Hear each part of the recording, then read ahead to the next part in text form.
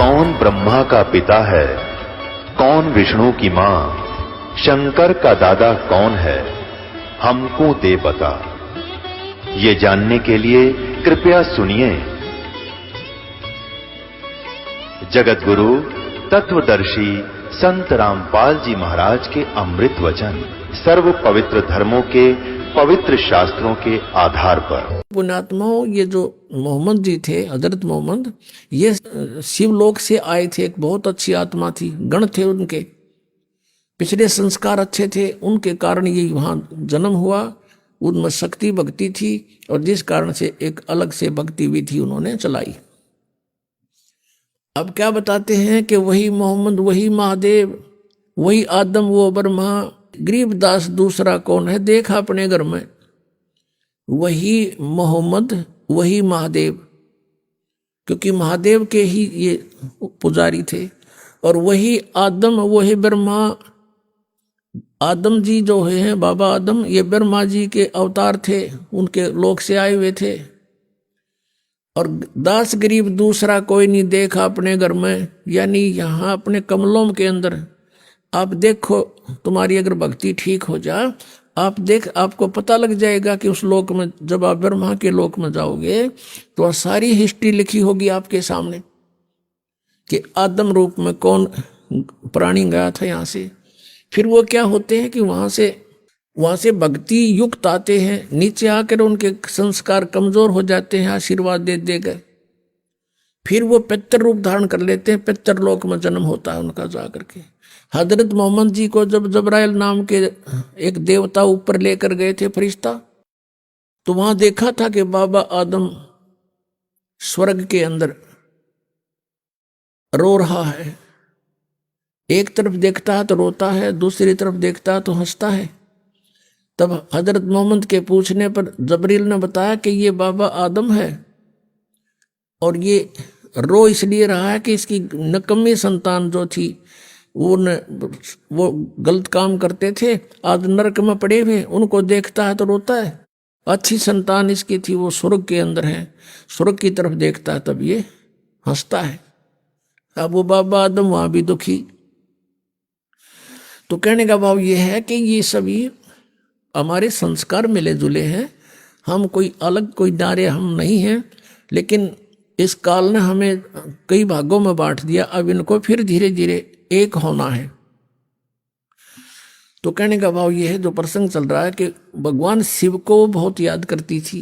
अब नीमा रो रही है, अंदर से पुकार रही है कि हे भगवान, हे शिव जी महाराज, अपनी दासी को भी एक लाल दे दो, मेरा भी समाज में सिर हो जा, समाज के अंदर मुझे भी जीने का राह मिल जावे। हमें तो देखते ही लोग ये कहते हैं ये तो मनहूस आ गए हैं, इनकी तो शक्ल भी ना देखो। ऐसा कहकर बुरी तरह रो रही है।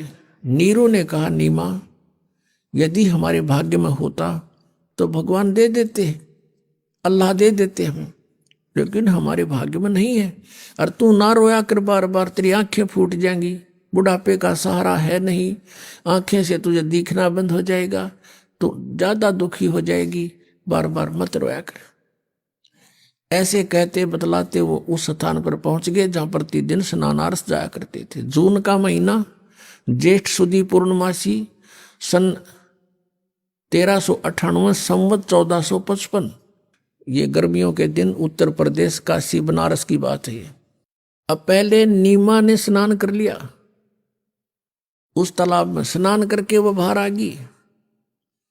वो जो उधर से नीरू स्नान करने के लिए प्रवेश कर गया, उसी घाट पर कच्चा सा स्थान था। नीमा जो कपड़ा बांध कर नहाई थी, उसको धोने के लिए, कपड़े चेंज करके उसको धोने के लिए पुनः गई वो सरोवर के किनारे। उस समय तक कुछ रोशनी सी हो गई थी। सुबह ब्रह्म मुहूर्त की बातें हैं। इतने धीरे धीरे वहां सुबह थोड़ी किरणें सी, थोड़ी रोशनी सी हो गई थी, जैसे सुबह सुबह कुछ ऐसा दिखने लग जाता है। तो नीमा ने क्या देखा कि कमल के फूल के ऊपर एक पैर हिल रहा है। उसने सोचा कोई सर्प ना हो और मेरे पति को डस ना ले। उसने गौर से देखा, बहुत ध्यान से देखा। क्या देखा कि बालक एक पैर को तो ऐसे हिला रहा है, ऐसे ही हिला रहा, पैर मार रहा है। उसने देखा है तो बालक है, और कमल के फूल पर। अपने पति से कहा, जो वहीं थोड़ी सी दूरी पर स्नान कर रहा था, कि देखना जी, देखियो कमल के फूल पर बालक है, बच्चा है, बच्चा है, इसको उठाइयो, डूबेगा। अब नीरू स्नान कर रहा है ऐसे ऐसे करके। उसने सोचा ये तो मेंटल होली। अब इसने इसमें जल के अंदर भी बच्चे दिखने लगे, और नो कहे भगवान इसने सद्बुद्धि दो। फिर वह फिर जोर से कसक से कहती है, जी सचमुच देखना, देखना, देख, डूब गया, डूब गया। तो उसने सोचा भी देखते लूं। जिधर वो संकेत कर रही थी, ध्यान किया तो सचमुच कमल के फूल पर बालक है। उसने तुरंत उठा लिया, उस कमल के फूल समेत उस बालक को उठा के अपनी पत्नी को थमा दिया। अब वो नीमा उसको लेकर परमात्मा को किनारे पर आ गई, और नीरू नहाने लग गया। वो स्नान कर ही रहा था। अब नीमा परमात्मा को, वो तो परमेश्वर आए हुए थे, अपने आत्माओं जिस मालिक का नाम लेते हैं, रोम रोम करना चाहते हमारे, जिसकी खोज में हम युगों से लगे हुए हैं, और वो परमात्मा उस बहन की गोदी में एक बालक रूप बना के, अब जो आनंद उस माई को महसूस हुआ होगा, जिसके नाम से आनंद होता है, जिसको आसपास वो हमारे हो तो उसको कितना सुख होगा। अब ये तो वो माई ही व्याख्यान कर सकती है, वही वर्णन कर सकती है, उसके पास भी जुबान नहीं होगी। लेकिन पुत्र मोह, मालिक की कृपा, इतना सुंदर बालक, उसको देख देख कर कभी उसको प्यार करती है, मुंह चूमती है, सीने से लगाती है, और शुक्र मनाती है अपने शंकर भगवान का। हे भगवान, आज ही हृदय से पुकार की थी, आज ही भगवान आपने मेरी सुन ली। अब यहाँ बताते हैं कि जगत का पेखना पेख्या, धड़ी का नाम ना लेखा। इन ब्रह्मा विष्णु महेश्वर के 9 नंबर बना करते आ तरह खुद भगवान अन्यों के शिव जी ने दे दिया। अब हम ऐसे ही अभी तक भ्रमित रहे। अब थोड़ी देर के बाद स्नान करके वो नीरू बाहर आया। उसने विचार लाया कि पहले तो हम मुसलमान बना दिए, मुसलमानों से हमारा ज़्यादा लिंक नहीं, हिंदू हमसे बात नहीं करते, और कहीं हम इस बालक को घर लेकर जाएंगे तो गांव वाले, नगर वाले कहेंगे कि तुम किसी का चुरा के लाए हो। हम कहेंगे कमल के फूल पर मिला, हमें कहेंगे झूठ बोलते हो, कमल के फूल पर बालक हो ही नहीं सकता, और हमारा उलिया बिगाड़ेंगे, बालक को छीन लेंगे, पूछेंगे कहाँ इनकी माता पिता, वह रो रही होगी, तुम चुरा कर लाए हो किसी का। इस तरह की उसने 100 अटकल लाकर अपनी पत्नी से कहा कि भगवान, इस बालक ने यहीं रख दे, इसी में अपनी खैर है। लेकिन नीमा कहती है, जी ना जाने इस बालक ने मेरे पर क्या जादू कर दिया, अब मैं इसके बिना जी नहीं सकती, मर सकती हूं, मैं इसको नहीं छोड़ सकती। अब नीरू ने सोचा कि ये मानती नहीं, और घर ते बेघर करवाएगी, बालक रहना नहीं। उसने अपने जीवन में पहली बार अपनी पत्नी की तरफ हाथ किया थप्पड़ मारने के लिए, रोते हुए कि तू जिद्दी होगी, मैं तेरी हर बात को मानता आया हूं, इस कारण के हमारे संतान नहीं है कि तेरी आत्मा दुख ना पा जा, इसलिए तू जिद्दी होगी, हट करने लगी है, मेरी एक नहीं मानती है, और छोड़ इस बालक को। यूं हाथ किया ही था, परमात्मा बोले जो गोदी में थे, कहने लगे नीरू सावधान हो। अब नीरू रुक गया, डर गया कि देखो कोई भूत है, प्रेत है, कि फरिश्ता है। बालक बोल पड़ा और कहा कि मुझे घर ले चलो, तुम्हारा कोई आपत्ति नहीं आएगी, मैं तुम्हारे लिए आया हूं। और नो बालक बोल पड़े, कलजा पाट जा। वो तो चुप हो गया, कत्ती सांस नहीं निकाला, और आगे आगे हो लिया अपनी धोती ठाक है, और घर पे आ गए। घर पे आते ही पता चला सबने कि इतना सुंदर बालक है, भगवान कदे देखा ना सुना। सारे नगर की औरतें आदमी देखना हुए, राजा तक भी आए, वहां का जो राजा था दिल्ली का, वो भी देखने आया कि इतना सुंदर बालक, ये भूल बाल गए कि कौन हर कितने लाइनों तो बता दिया कि वहाँ लहर तारा तालाब में मिला है कमल के फूल पे। फिर परमात्मा की लीला थी, किसी के मन में दूसरी भावना नहीं आने दी। अब इसके विषय में परमात्मा की पुण्यात्मा, जैसे तुलसीदास जी ने श्री रामचंद्र जी की लीला को लाखों वर्ष के बाद एज इट इज चित्रार्थ कर दिया अपनी लैंग्वेज में, चौपाइयों के माध्यम से, श्लोकों के माध्यम से। और जो ही ऐसे ही गरीबदास साहिब जी को परमात्मा मिले थे सन 1727 में गांव छुड़ानी, जिला झज्जर, हरियाणा के अंदर। और वहां से उनकी आत्मा को सचखंड और ऊपर के सारी व्यवस्था, अपनी शक्ति, अपनी सामर्थ्य, अपने सतलोक में जहाँ वो मालिक रहते हैं तीसरे स्थान पर, वो सबसे परिचित करा के उनको वापस छोड़ा था और उनका ज्ञान योग खोल दिया था, उनको दिव्य दृष्टि दे दी थी। उस पिछली घटनाओं को गरीबदास साहिब जी ने वहाँ बैठे देख देख कर चलचित्र की तरह देख रहे थे और बोल रहे थे और लिखने वाला लिख रहा था। उस वाणी को दास आपको सुनाता है। उसके अंदर कितनी प्यारा व्याख्या की है। रामानंद आनंद में काशी नगर मंझारे, देश द्राविड़ छोड़ कर वो आए पूरी विचार। यानी भारतवर्ष में इस काशी शहर की बहुत महिमा है, बहुत प्राचीन महिमा है।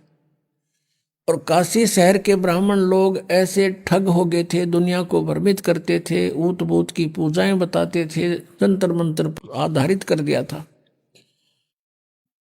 महर्षि रामानंद ये ब्राह्मण थे, इन्होंने देखा उस पवित्र नगरी का हाल, तो वहां आकर रहने का विचार किया कि इन लोगों का कुछ उत्थान करूं, उद्धार करूं, इनकी बुद्धि उठाऊं, वेदों और गीता और पुराणों के आधार से इनको साधना बताऊं। तो स्वामी रामानंद जी ने भी बहुत सा सुधार करने की चेष्टा की। 1400 शिष्य बना दिए ऋषि के, तुम वेदों पुराणों का प्रचार करो, जैसा भी उनको ज्ञान था वो ज्ञान दिया।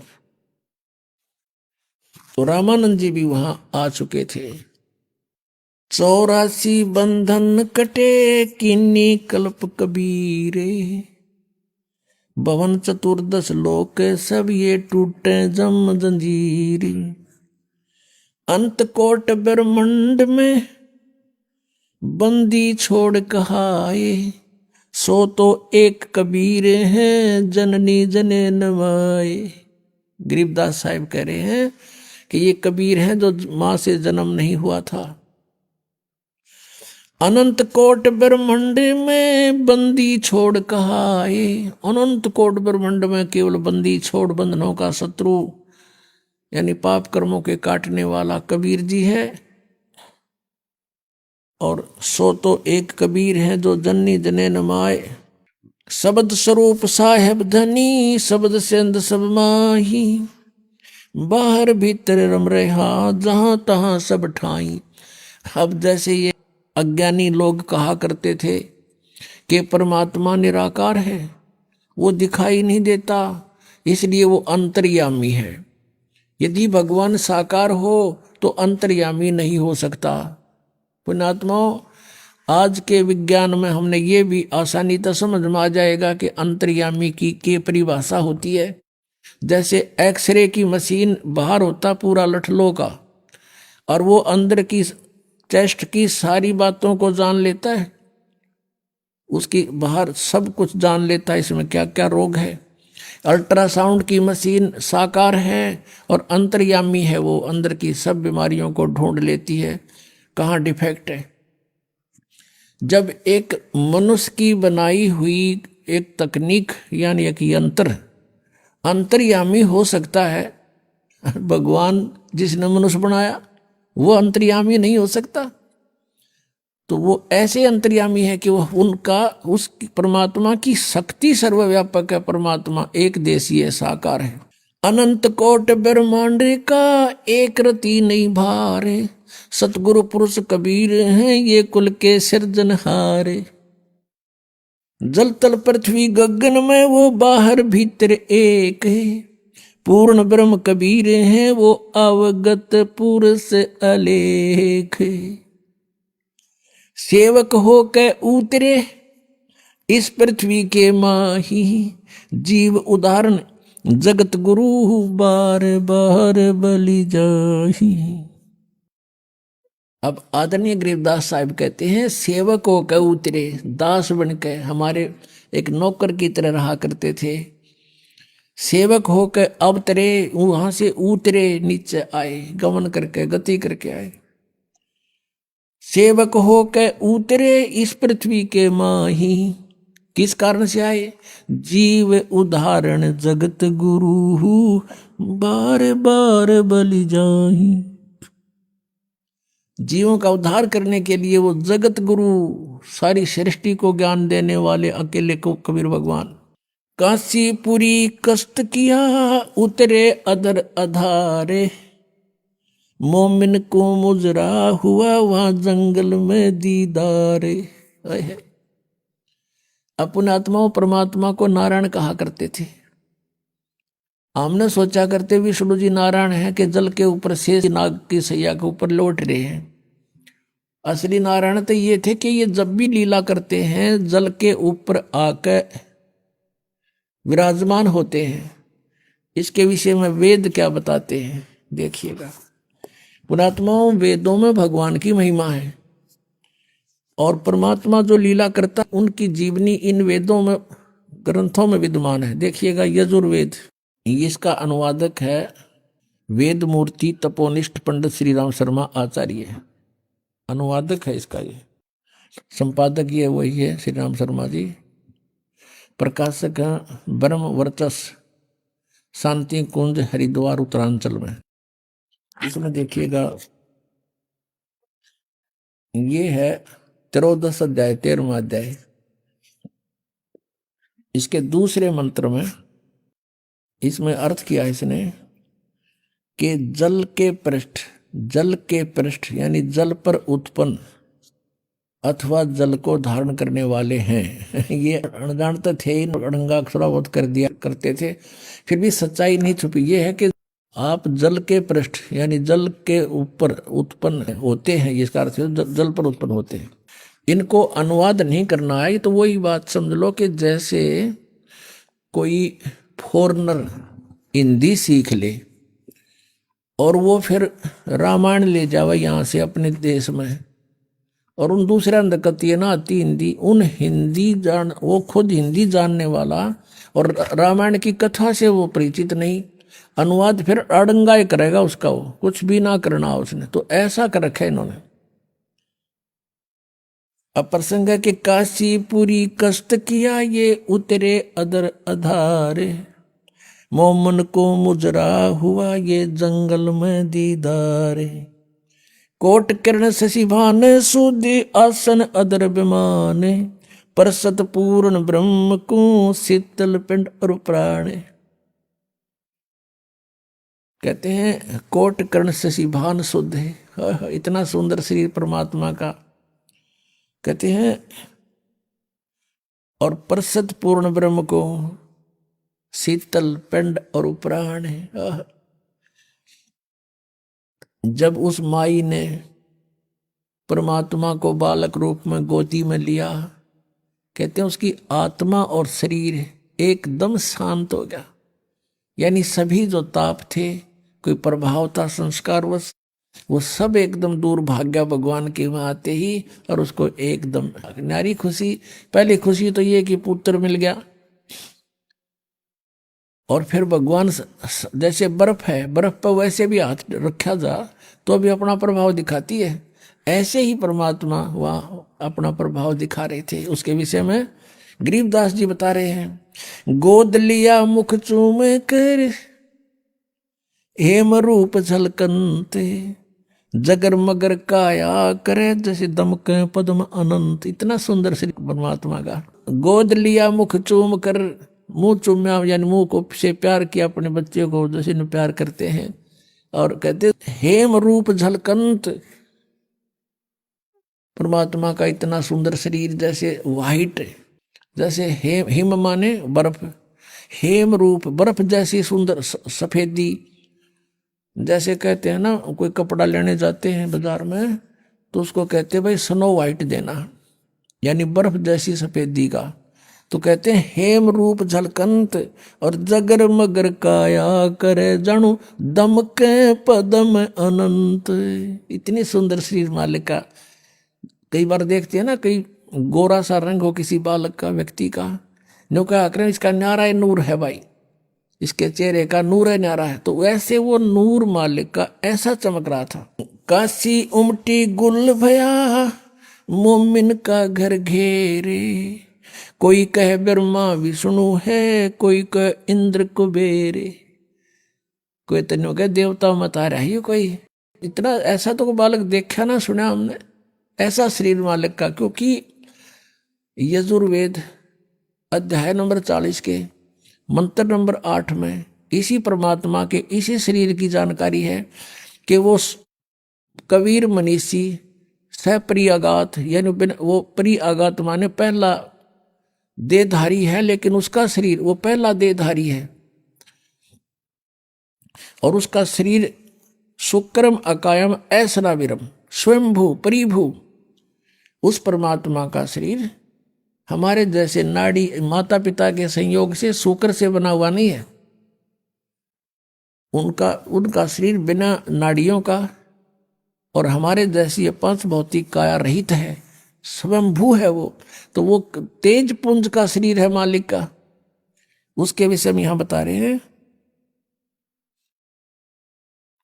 काशी उमटी गुल भया, उमड़ उमड़ का सारी काशी के लोग, काशी के, और मोमिन का घर घेरे, मुसलमान का घर घेर लिया। कोई कह ब्रह्मा विष्णु है, कोई कह इंद्र कुबेरे, कोई कह वरुण धर्मराय है, कोई कहते है ईश, 16 कला कह जगदीश। भक्ति मुक्ति ले उतरे ये, मेटन तीनों तापे, मोमिन का डेरा लिया, उसको कहे कबीरा बाप। कहते हैं भक्ति और मुक्ति लेकर वही उतरे थे भगवान, अपने सतलोक से चल कर आए थे। और मेटन तीनों ताप, उस मालिक की भक्ति से, उसके दिए द्वारा मंत्र से हमारे तीनों ताप नष्ट हो सकते, ना इन वेदों वर्णित विधि से नहीं हो सकते। वो 5वां वेद देने आए थे। और मोमिन का डेरा लिया, कहे कबीरा बाप। एक मुसलमान के घर जन्म डेरा ला लिया, वहां आकर विराजमान हो गए, रहने लगे, और फिर उसको बाप कहे, उस नीरू को पिताजी, बाबू, बापू, जो भी भाषा थी।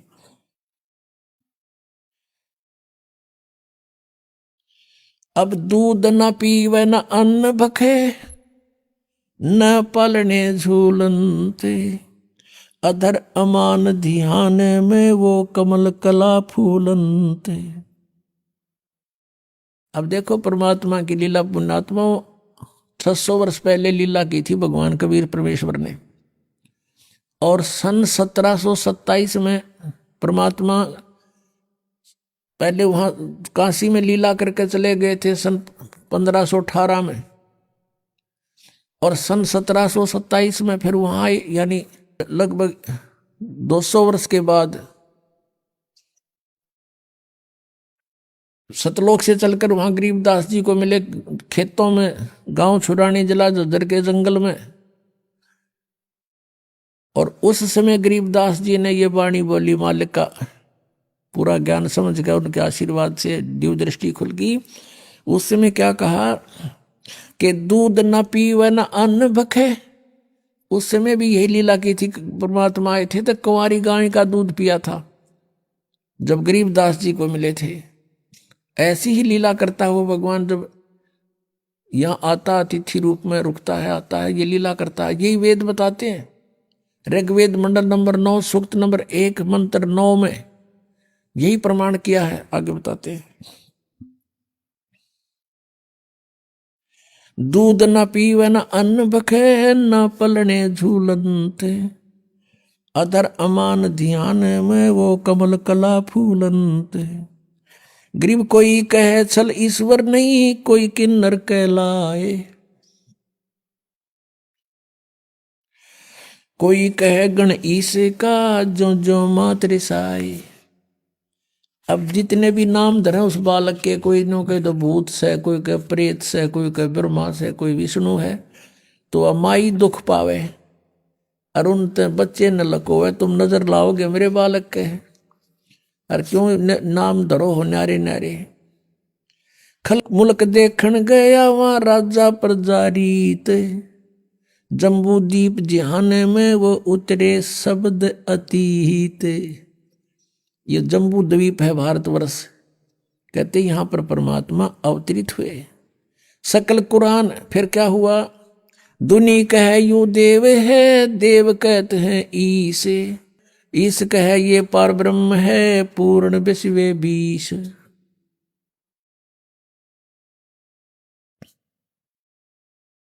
अपनात्मा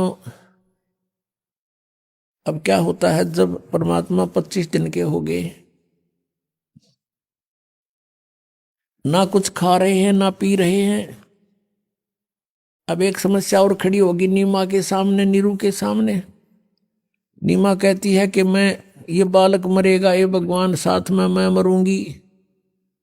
ये बच्चा अब मरेगा, क्यों खाता पीता नहीं, 2 दिन ना खाओ, माता पिता ने भी अन्न खाना मुश्किल हो जाता है। बहुत बुरी तरह रो रही है और भगवान शंकर को याद कर रही है, क्योंकि वो शंकर के पुजारी थे, भले मुसलमान बन गए थे। और कह रही है, हे भगवान शिव जी, या तो इसको देना ही नहीं था और देकर फिर छीन रहे हो। आपकी लीला अजब है, नहीं दिया था तो सब्र था, रो रहे थे, रो पीट कर टाइम पास कर रही थी। अब ये बच्चा मरेगा, साथ मरूंगी, अगला दिन नहीं पकड़ूंगी मैं, अन्न पानी त्याग दूंगी। हृदय से ये सोचा, जो परमात्मा ने देखा बुढ़िया मरेगी, अंतर्यामी कबीर साहब वही विराजमान। शिव जी के प्रेरणा करी कि कौन रो रहा तुझे याद करके। शिव भगवान आए वहां से साधु रूप बना के खड़े हो गए सामने। माई क्यों रो रही है? नीमा ने बताया, भगवान हे महात्मा जी, घनी दुखी हूं, मैं बहुत दुखी हूं, मत सुनो मेरे दुख, न मना रो लेने दो। फिर उसने बताया कि माई बता दे, अपना दुख बताने से हल्का हो जाता है, और मेरे सत्र का कोई तेरे लिए राहत होगी तो अवश्य दूंगा।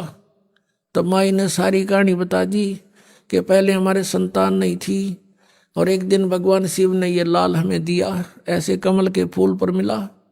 अब 25 दिन का हो गया, कुछ नहीं खाता पीता। अब ये भी मरेगा और मैं भी मरूंगी महात्मा जी। आज उसी दिन 2 शव हमारे घर से जाएंगे। तब भगवान शंकर ने, जो साधु रूप में खड़े थे, कहा कि ला दिखाना तेरा बच्चा कहाँ है। बच्चे को लाई उठा के और देखा, इतना सुंदर शरीर, जैसे किलो दूध पीवे बालक डेली, इतना स्वस्थ शरीर। वो तो अमर परमात्मा थे।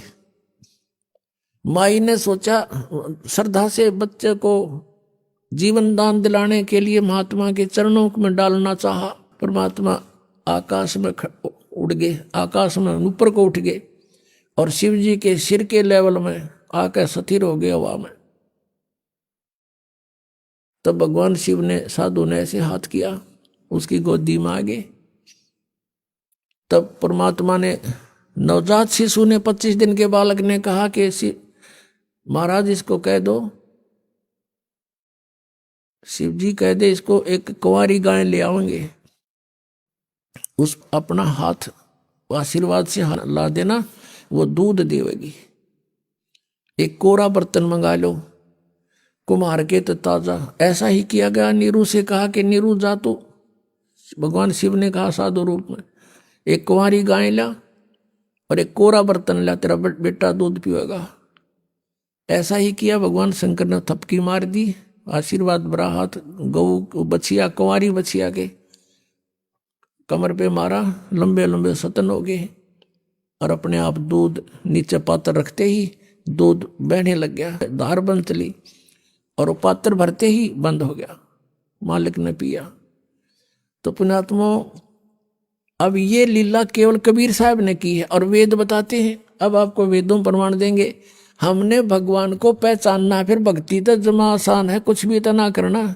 एक बार आपका दृढ़ विश्वास हो गया कि कबीर इज गॉड, हम गॉड को गॉड ही मानना मुश्किल हो रहा है हमने, तो फिर भक्ति ज्यादा कठिन नहीं है।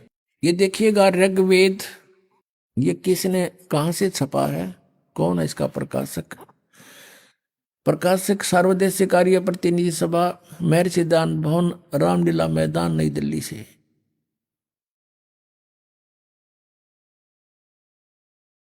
ये इसके मुद्रक हैं, Prince offset printers, 1510 Pataudi house, Daryaganj, नई दिल्ली से।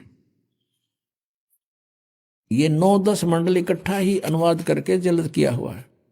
ऋग्वेद मंडल 9 और सूक्त 1 का प्रथम मंत्र में देखो,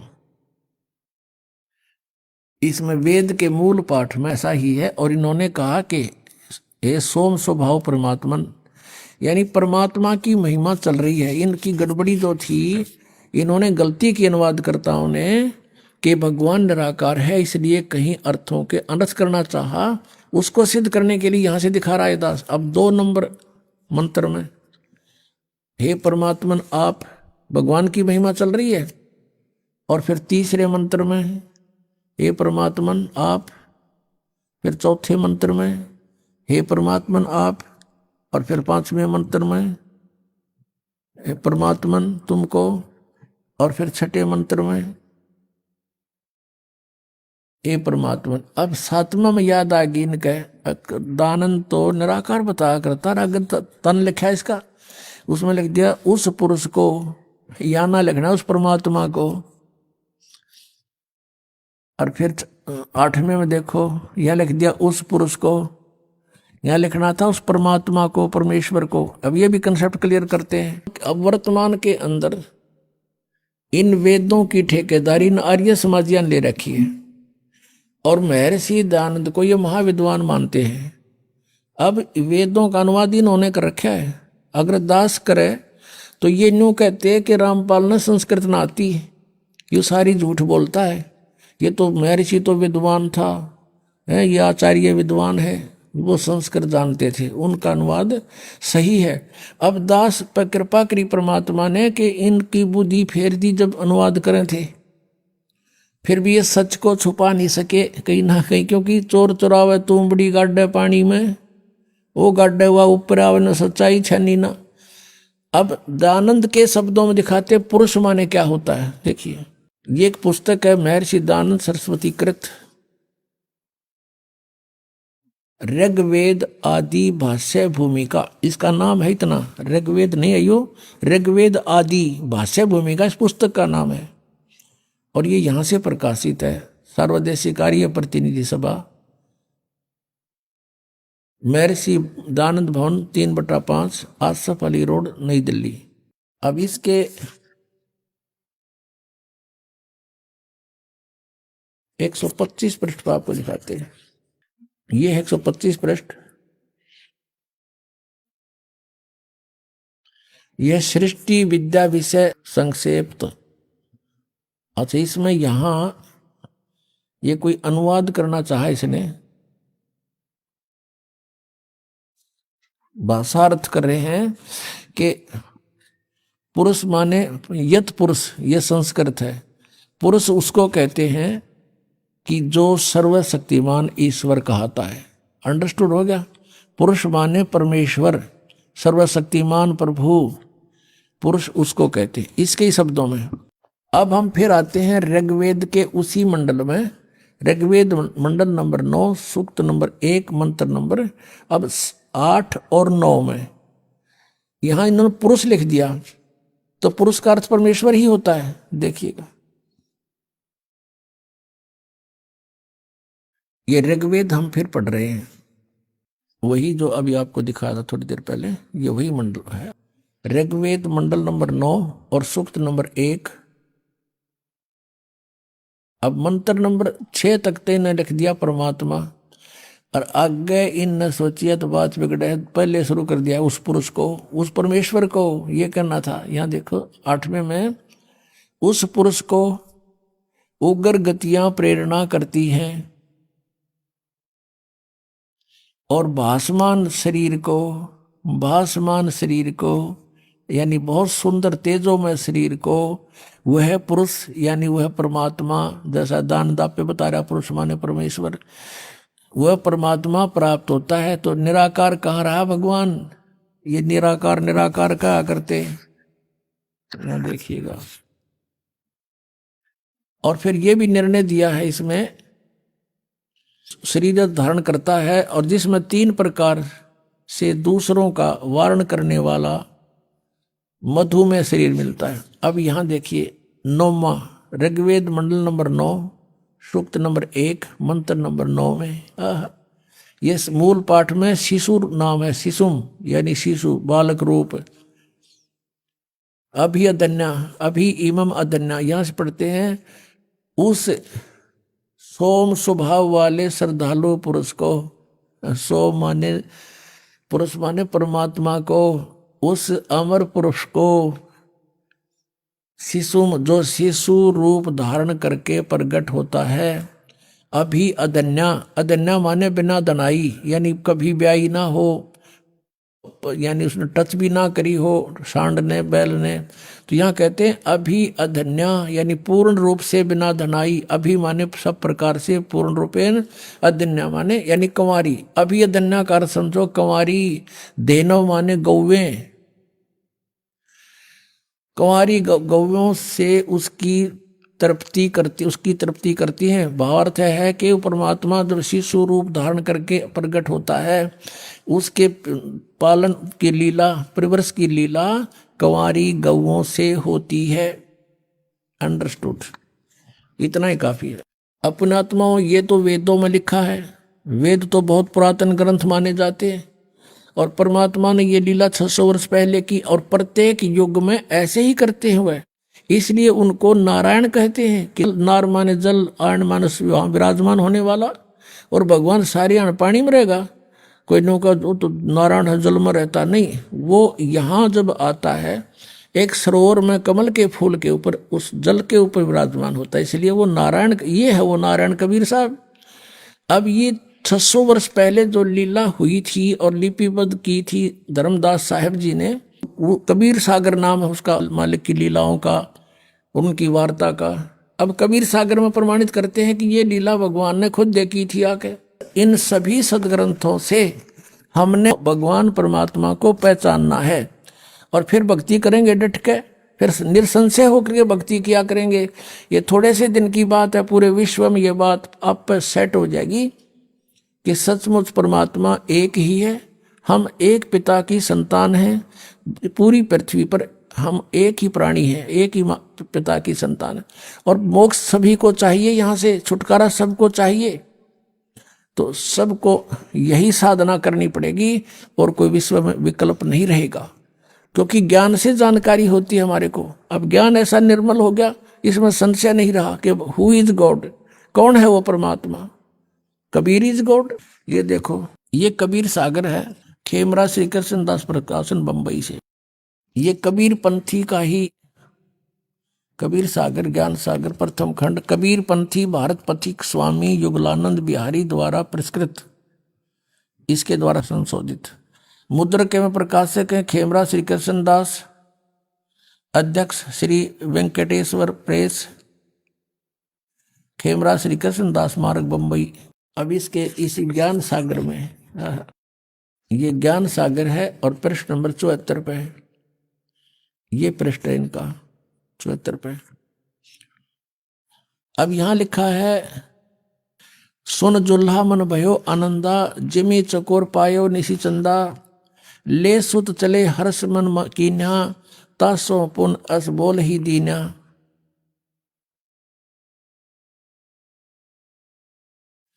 सुत काशी को ले चले लोग देखण ते आव, वही गरीबदास जी ने लिखा है, और वही कबीर सागर में लिखा है।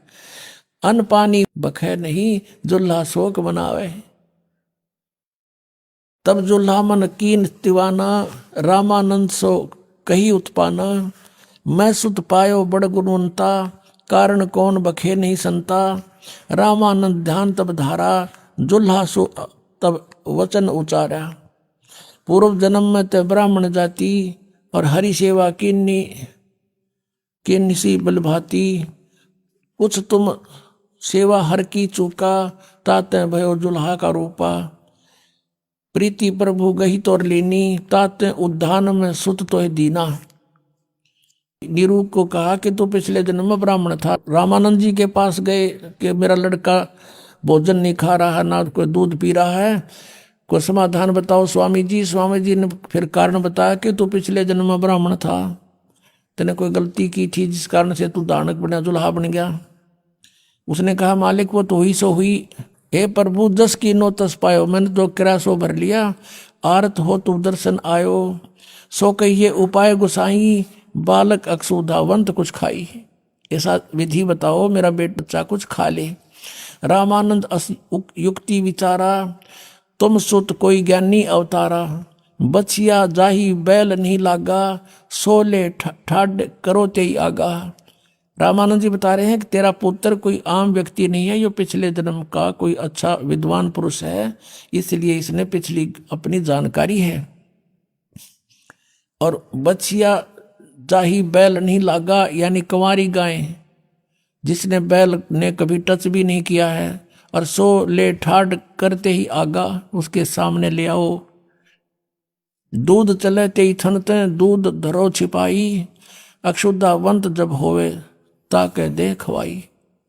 जुल्हा एक बछिया ले आवा, और चलो दूत कोई मरम न पावा, चलो दूत जुल्हा हरसाना, राग छिपाई का हो नहीं जाना। अब यहाँ जो दूत शब्द है ना, ये कबीर पंथियों ने ये बहुत सा और विवरण था कि कौन आया था, कैसे आया था। शंकर भगवान आए थे, तो कबीर पंथी केवल कबीर जी को एक संत मानते रहे और शंकर जी को उसमें मिलाना नहीं चाहते थे, क्योंकि वो अलग पंथ बना बैठे। तो इस करके इन्होंने यहाँ कुछ कटिंग कर दी। अब इसकी पूर्ति आदरणीय गरीबदास साहिब जी ने की है। पुण्यात्मा, ये अध्यात्म ज्ञान है। अध्यात्म ज्ञान को आपने ढंग से समझना पड़ेगा। जैसे हम एक बच्चे को पढ़ाते हैं 12-13 वर्ष 16 वर्ष, और केवल एक पेट के लिए उसको पूरा फ्री भी कर देते हैं, खर्चा भी खूब लगाते हैं अपने सामर्थ्य अनुसार, और फिर भी उसको रोटी मिले ना मिले, रोजगार मिले ना मिले, कोई गारंटी नहीं। तो उसके लिए हम इतना डिवोट करें, क्योंकि हमने सिर्फ वो रोजी रोटी ये देखी आज तक। अब हमने मोक्ष के लिए इतना समय लगाना पड़ेगा, इसी तरह हमने कुर्बान होना पड़ेगा, और इसमें हानि नहीं, इसमें मोक्ष होगा ही होगा।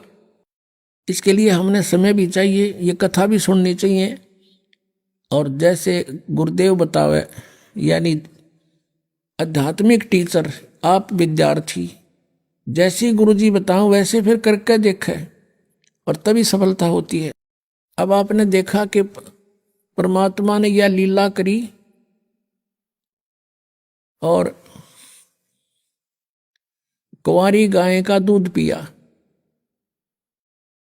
अब जैसे आपको बताया था कि शिव आए थे शिवपुरी थे, और उनको फिर दूध पिला। अब यही चित्रण आदरणीय गरीबदास साहिब जी ने अपनी वाणी में लिखा है। अब ये जो कबीर सागर में इन्होंने कुछ 600 वर्ष के अंदर जो कुछ त्रुटियां अपने हिसाब से इसमें एडजस्टमेंट कर दी, फिर भी सच्चाई छुपी नहीं, मालिक की दया से शेष रहेगी। तो अब उसकी पूर्ति के लिए परमात्मा ने 600 वर्ष पहले धर्मदास जी से कहा था कि धर्मदास, ये 12 पंथ चलेंगे मेरे नाम से, कबीर पंथ। उनमें जो प्रथम आवेगा, जैसे चूड़ामणि जी, वो तो अच्छी आत्मा होगा। आगे चल के उसके उत्तराधिकारी बस नकली हो जाएंगे सारे, काल प्रेरणा से और ही साधना शुरू कर देंगे। ऐसे ही गरीबदास साहिब जी तो परमात्मा की आत्मा थी, आदरणीय गरीबदास साहिब जी 12वें पंथ में जो आए हैं। लेकिन आगे उनके उत्तराधिकारियों को कहेगा पता नहीं, ना परमात्मा की वाणी को समझ सके, और ना ही मालिक ने समझाना उचित समझा था कि ये भेद अभी खोलना नहीं है। उन तो सिर्फ बोल बोल के लिखवा दी, और आज इस दास को वो सद्बुद्धि दे दी कि इन गूढ़ रहस्यों को आपको समझा दिया। तो उस समय 600 वर्ष पहले परमात्मा ने कही थी क्या होगा कि 12वां पंथ जो कबीर पंथ होगा, उसमें मेरे महिमा की वाणी फिर प्रकट होगी, मेरा सच्चा ज्ञान फिर प्रकट होगा बर्मे पंथ के प्रवर्तक के द्वारा। लेकिन उस बर्मे पंथ के अनुयायी भी उस मार्ग को समझ नहीं सकेंगे, क्योंकि परमात्मा ने कहा था धर्मदास तो लाख दुहाई, ये मूल ज्ञान की तबार न जाई, मूल ज्ञान बार जो पढ़ी, बिचली पीढ़ी हंस नहीं तरही। इसलिए गरीबदास साहिब जी ने भी बोल बोल के लिखवा दी, उसका निर्णय नहीं दिया किसी को। इसलिए कहा कि ये सब पढ़ेंगे गरीबदास वाले पंथ के भी लोग, लेकिन वो समझ नहीं सकेंगे। असंग जन्म सतलोक नहीं जा सकते, उनमें अभिमान हो जाएगा कि हम गरीबदास अनुयायी हैं, हमारे वो ग्रंथ हमने अच्छी तरह आता है, उनको कक्का नहीं पता ये दास उसमें रह क्या है। अब ये प्रमाण भी कबीर सागर से देंगे आपको। ये कबीर सागर है जो भी आपको दिखाया था, और खेमरा श्री कृष्णदास प्रकाशन बंबई से, मुद्रक एवं प्रकाशक हैं खेमरा श्री कृष्णदास, अध्यक्ष श्री वेंकटेश्वर प्रेस, खेमरा श्री कृष्णदास मार्ग बंबई से। ज्ञान सागर, इसका अनुवादक भी कबीर पंथी है, इसका जो संशोधक है कबीर पंथी भारत पथिक युगलानंद बिहारी द्वारा परीक्षित। मुद्रक एवं प्रकाशक हैं खेमरा श्री कृष्णदास, ये आपको दिखाई दिया। ये कबीर वाणी है, और प्रश्न नंबर ये 136 पे क्या बताया है, 12 पंथ चलो सो भेद। 12 पंथ जैसे चले कबीर परमात्मा ने 600 वर्ष पहले बताया कि 12 पंथ ऐसे होंगे। वो प्रथम 12 पंथ काल फुरमाना और भूले जीव न जाव ठिकाना। इन 12 पंथों में ये प्राणी कोई भी पार नहीं हो पाएगा। अब क्या बताया है कि 12 पंथ काल फुरमाना, इन 12 पंथों में काल का ही संदेश रहेगा। और भूले जीव न जाए ठिकाना, ताते आगम कह हम बाखा।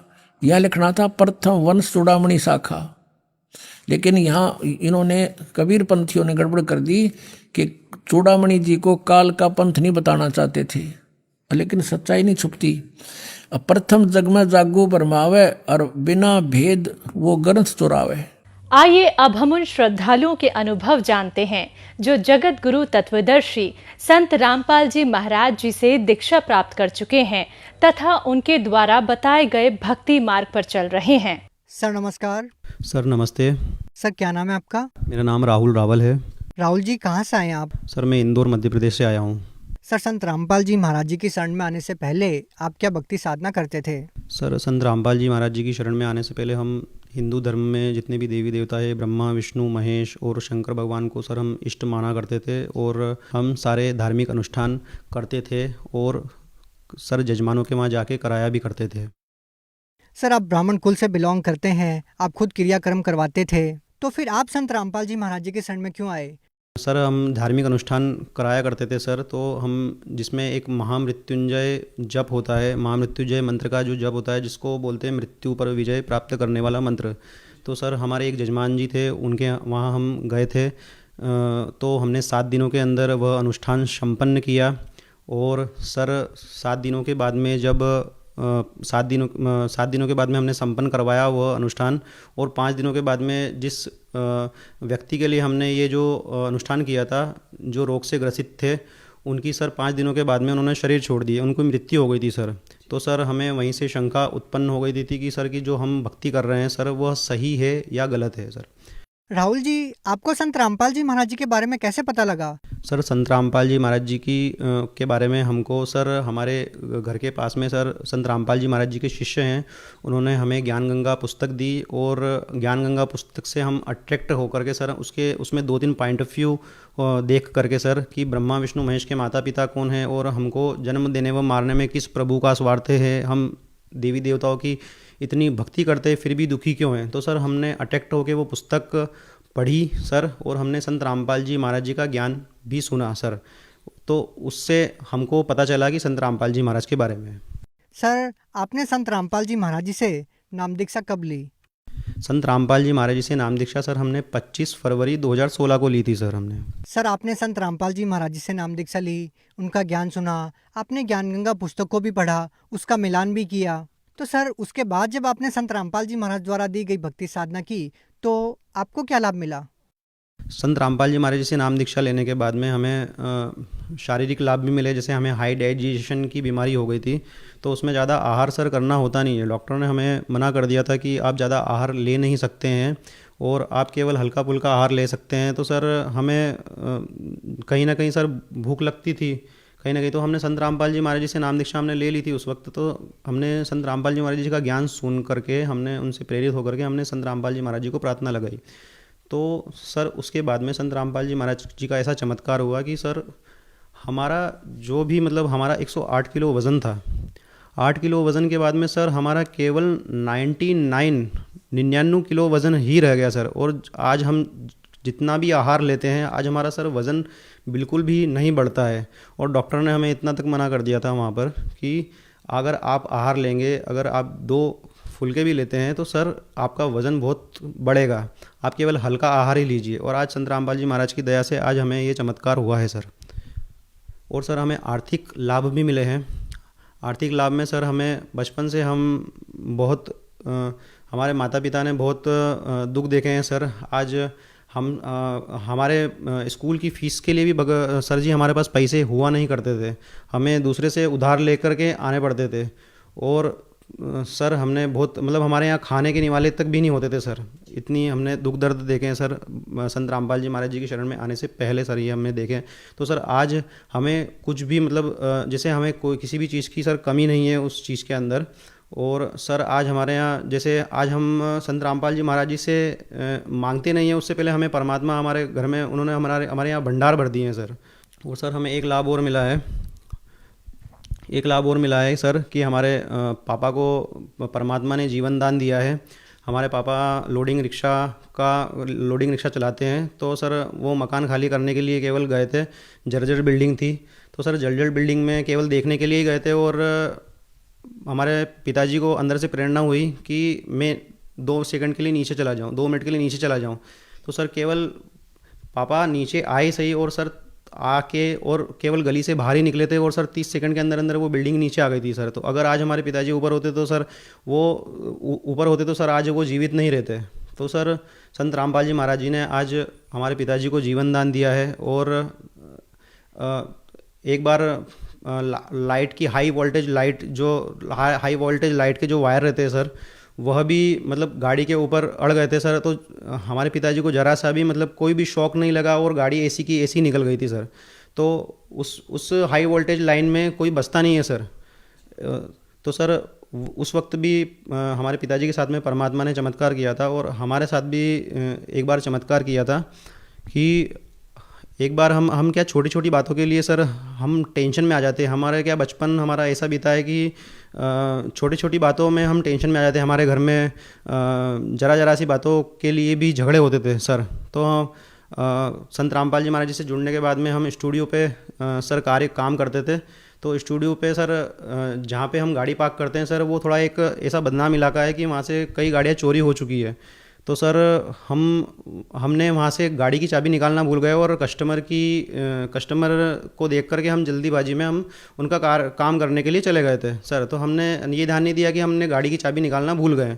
तो सर हमको जब दिन में स्पेस मिलता है काम के बाद में, तो काम के बाद में थोड़ा सा स्पेस मिलता है, तो हमको नींद आ जाती है। हम थोड़ी सी 5 मिनट की हमको नींद आ गई उस वक्त। तो 5 मिनट की नींद में सदगुरु रामपाल जी महाराज हमें अपनी गाड़ी पे बैठे हुए दिखाई दिए, सदगुरु रामपाल जी महाराज। और फिर हमने ये सोचा कि सदगुरु रामपाल जी महाराज जी ने आज हमें दर्शन दिए हैं, आज हमें केवल 5 मिनट की जो नींद है उसके अंदर हमको दर्शन दे दिए। तो सर हमने ये सोचा कि चलो ठीक है, परमात्मा ने आज हमको दर्शन दिए, लेकिन हमें ये नहीं पता था कि हम गाड़ी की चाबी नीचे भूल गए हैं। फिर हमारा जो स्टूडियो से छूटने का टाइम होता है, तो हम जो भी चीज़ होती है, जैसे हमारा टिफ़िन बॉक्स हुआ या हमारा बैग हुआ, तो हम देख लिया करते थे कि हम कोई चीज़ भूले तो नहीं है। तो सर हमने उस वक्त गाड़ी की चाबी हमने पॉइंट करी कि यार गाड़ी की चाबी हमारे पास है नहीं। तो सर हमने पूरे स्टूडियो में ढूंढी, हमें कहीं भी नहीं मिली। तो सर हमारे एक मित्र ने बताया कि आपकी गाड़ी की चाबी जो है वो आपकी गाड़ी के अंदर ही है। तो सर उस वक्त हमें मालूम पड़ गया सर कि हमारे गुरुजी ने ही हमारे गुरुजी संत रामपाल जी महाराज हमारी हर वक्त हमारी रक्षा करते हैं। हमारी छोटी छोटी चीज़ों के लिए भी सर वो रक्षा करते हैं सर। तो सर ये एक बड़ा चमत्कार हुआ है हमारे साथ में। राहुल जी, आप एक ब्राह्मण कुल में जन्मे हैं और ब्राह्मण समाज के अनुसार ही आप भक्ति साधना करते थे। तो हम आपसे ये जानना चाहेंगे कि आपने संत रामपाल जी महाराज जी से नाम दीक्षा ली और संत रामपाल जी महाराज जी ये कहते हैं कि ब्रह्मा विष्णु महेश की साधना करने से आपको लाभ नहीं मिलेगा, उनकी जन्म और मृत्यु होती है। तो क्या सर ये वाकई में सत्य बात है? सर पहले मैं भी मानता था कि ब्रह्मा विष्णु महेश से बड़ा कोई नहीं है, वह अविनाशी है और वही परमात्मा है और उन्हीं को परमात्मा मान के पूजा की जाती है। लेकिन जब संत रामपाल जी महाराज जी ने पुराणों के आधार पर बताया कि इनकी भी जन्म मृत्यु होती है, तो सर हम शॉक्ड रह गए कि इनकी भी जन्म मृत्यु होती है। हमको ये पहली बार पता चला और ये अध्यात्म का मतलब ऐसा टर्निंग पॉइंट हमें मालूम पड़ा कि सर संत रामपाल जी महाराज जी जो ज्ञान दे रहे हैं वो सर बिना गुरु के सर वह मालूम हमें पढ़ नहीं सकती है सर। और उन चीज़ों का पता ऐसे लग नहीं सकता सर। जो संत रामपाल जी महाराज जी जो ज्ञान बता रहे हैं वो थोड़ा हटके है सर, और वो शास्त्रों के अनुसार हमें ज्ञान बता रहे हैं सर। संत रामपाल जी महाराज जी ने हमें वेद पुराण में प्रमाण बताया है कि जो सतयुग में राक्षस हुआ करते थे वह कलयुग में ब्राह्मण माने जाते हैं। सर एक बात बताइए, सर आप खुद पंडिताई करते थे और आप महामृत्युंजय का जाप भी करवाते थे, तो सर क्या पहले आपको यह ज्ञान नहीं था कि इस मंत्र के जाप से आपको कोई लाभ नहीं मिलने वाला और आपके यजमानों को भी लाभ नहीं मिलने वाला? सर हमें यह पता नहीं था कि हमारे यजमानों को लाभ मिल भी रहा है या नहीं मिल रहा है। हम केवल वैदिक शास्त्र हमारे गुरुजी ने जैसा बताया था सर, उस हिसाब से हम सर पूजा और धार्मिक अनुष्ठान कराया करते थे। हमें पॉइंट समझ में नहीं आया कि सर उनको लाभ भी मिल रहा है कि नहीं मिल रहा है। लेकिन हमारे साथ जब ऐसी घटना हुई कि जब हमने महामृत्युंजय मंत्र का अनुष्ठान करवाया और उसके बाद में जब हमारे जो यजमान हैं उनकी 5 दिन के बाद उन्होंने शरीर छोड़ दिया सर, तो हमें उस वक्त पता चला सर हमारे नीचे की ज़मीन खिसक गई कि सर हम जो पूजा करवा रहे हैं सर, हम जिस परमात्मा की भक्ति करवा रहे हैं उनसे तो कुछ लाभ है ही नहीं, हम कुछ करवा ही नहीं सकते उससे। तो सर आप भगत समाज को क्या संदेश देना चाहते हैं? सर भगत समाज को सर मैं संदेश तो नहीं दे सकता हूँ, उनसे प्रार्थना कर सकता हूँ कि जो 84 लाख योनियों के बाद में जो एक मानव शरीर मिलता है, तो सर ये जो मनुष्य जीवन है ये बहुत अनमोल है। और संत रामपाल जी महाराज जी का जो ज्ञान है सर, आप सुने और उसको वेरीफाई कीजिए वेदों से, सदग्रंथों से। और जो एक सच्चा जो साधक होता है वो अपने गुरु को केवल भावनाओं के आधार पे नहीं, केवल सारे ग्रंथों के आधार पर, जैसे कुरान शरीफ हो गई, गुरु ग्रंथ साहिब हो गई, और वेदों के आधार पर, श्रीमद् भगवत गीता के आधार पर भी बनाता है कि वो सच्चा ज्ञान दे रहा है या नहीं दे रहा है। तो सर इस आधार पे बनाता है। तो आप संत रामपाल जी महाराज जी जो ज्ञान दे रहे हैं वो शास्त्रों के अनुकूल ही ज्ञान बता रहे हैं। आप उनको एक बार वेरीफाई कीजिए, आप ग्रंथों से मिलाए कि वो सच्चा ज्ञान दे रहे हैं या नहीं दे रहे हैं।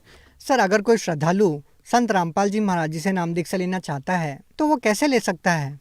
संत रामपाल जी महाराज जी से नाम दीक्षा लेने के लिए सर सारे सोशल मीडिया प्लेटफॉर्म्स पे, जैसे यूट्यूब हो गया, फेसबुक हो गया सर, और कई ऐप्स हो गए, इस पे संत रामपाल जी महाराज के सत्संग हम सर्च कर सकते हैं। और अधिक चैनलों पे संत रामपाल जी महाराज के सत्संग प्रसारित हो रहे हैं। वहाँ पे नीचे फ्लैश पट्टी चलती है येलो कलर की, वहाँ पे कॉन्टैक्ट नंबर है, उस कॉन्टैक्ट नंबर पे आप कॉन्टैक्ट करके सर अपने नज़दीकी नामदान सेंटर का पता करके और सर संत रामपाल जी महाराज जी से नाम दीक्षा ले सकते हैं सर। जी धन्यवाद। नमस्ते सर।